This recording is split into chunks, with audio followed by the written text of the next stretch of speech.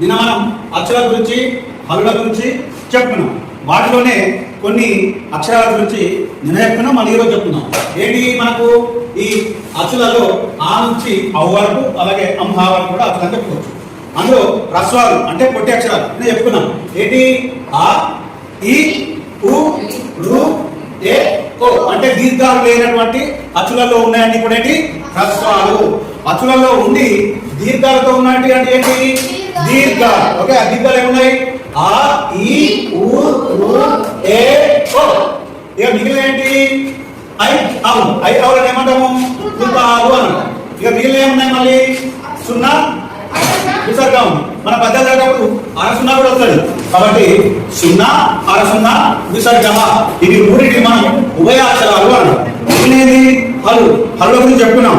హల్లులలో కా నుంచి బండిల వరకు హల్లులో చెప్తున్నాం. కానీ వీటికి ఒక్కొక్క దానికి ఒక్కొక్క వర్షం ఉంటుంది.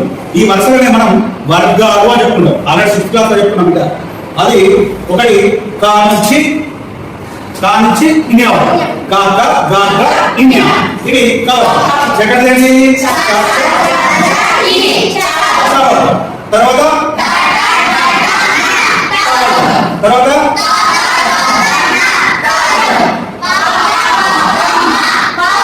ఓకే. మిగిలినది అక్షరాలు రేపు చెప్పుకుందాం. ఇందులో కూడా మనకి కఠినంగా పలికేటి కొన్ని ఉంటాయి, సరళంగా పలికేటి కొన్ని ఉంటాయి, ముక్కుతో పలికేటి కొన్ని ఉంటాయి, ఊరి పలికేటి కొన్ని ఉంటాయి. అవన్నీ మనం రేపు చూద్దాం. ఓకేనా రైట్.